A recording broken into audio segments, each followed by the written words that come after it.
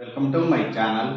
నా ఛానల్ కనుక మీరు ఇంకా సబ్స్క్రైబ్ చేసుకోకపోయినట్టయితే ప్లీజ్ సబ్స్క్రైబ్.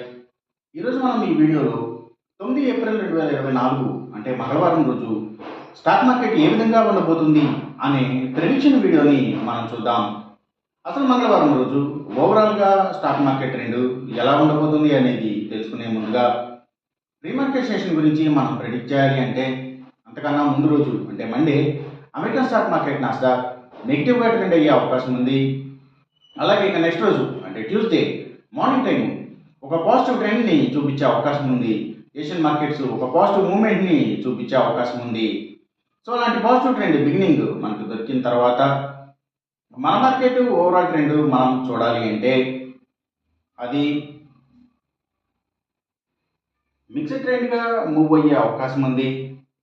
సో ఆ మార్కెట్ మూవ్మెంట్ అనేది ఎక్కువ వాలటైల్గా ఉండి గ్రీన్ పాయింట్స్కి రెడ్ పాయింట్స్కి మధ్యలో కూడా మూవ్ అయ్యే ఛాన్స్ ఉండే రోజుగా మనం ఈ మంగళవారాన్ని చెప్పుకోవచ్చు. అలాగే సేమ్ బ్యాంక్ నిఫ్టీ కూడా మిక్స్డ్ ట్రెండ్గానే మూవ్ అయ్యే అవకాశం ఉంది. అలాగే బ్యాంక్ నిఫ్టీ కూడా హై వాలటైల్గా ఉండి గ్రీన్ మార్క్స్కి రెడ్ మార్క్స్కి మధ్యలో కూడా మూవ్ అయ్యే ఛాన్స్ ఉండే రోజుగా మనం ఈ మంగళవారాన్ని చెప్పుకోవచ్చు. నిఫ్టీ ఐటీ మాత్రం నెగిటివ్గా ట్రెండ్ అయ్యే అవకాశం ఉంది. ఇక మనం ఇంట్రాడే స్టాక్ సెలెక్షన్ విషయంలో భాగంగా ముందుగా మనం గెయినర్స్ విషయం చూడాలి అంటే ఏవైతే Nifty pharma and hospitals stocks మంచిగా గెయిన్ అయ్యే అవకాశం ఉంది. అలాగే ఇంకా ఫుట్వేర్కి సంబంధించిన కంపెనీల స్టాక్స్, సర్వీసెస్కి సంబంధించిన అన్ని కంపెనీల స్టాక్స్ కూడా అంటే అవి courier services, delivery services, pharma delivery services, అలాగే ఎడ్యుకేషనల్ సర్వీసెస్కి సంబంధించిన అన్ని కంపెనీల స్టాక్స్ కూడా మంచిగా గెయిన్ అయ్యే అవకాశం ఉంది. అలాగే ఇంకా పబ్లిక్ లిమిటెడ్ కంపెనీల స్టాక్స్ చాలా వరకు కూడా గెయినింగ్ సైడ్ ఉండే అవకాశం ఉంది మంగళవారం రోజున. అలాగే ఇంకా ఏవైతే Nifty automobile sector stocks, power and energy stocks, ఇంకా సిమెంట్స్ కంపెనీల stocks, real estate sector stocks, so transport బేసిక్గా పనిచేసేవి అంటే tours and travels, logistic supplies ఇలాంటి వాటి స్టాక్స్, సో ఇవన్నీ కూడా గెయినింగ్ సైడ్ ఉండే అవకాశం ఉంది మంగళవారం రోజున.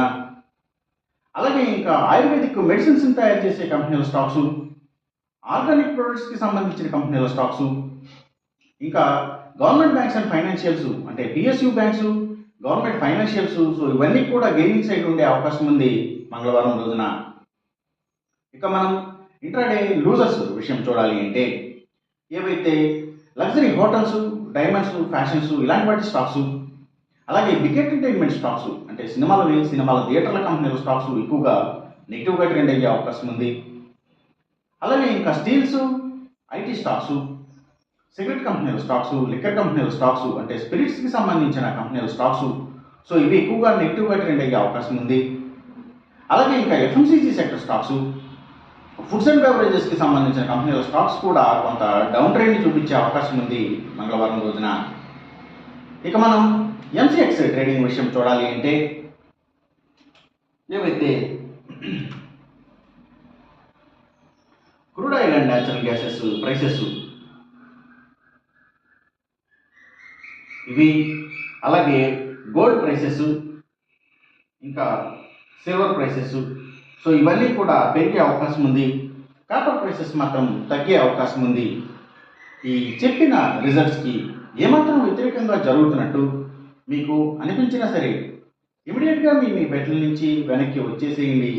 ఇది కేవలం ఒక ఆస్ట్రాలజికల్ ప్రెడిక్షన్ మాత్రమే, దయచేసి గమనించండి.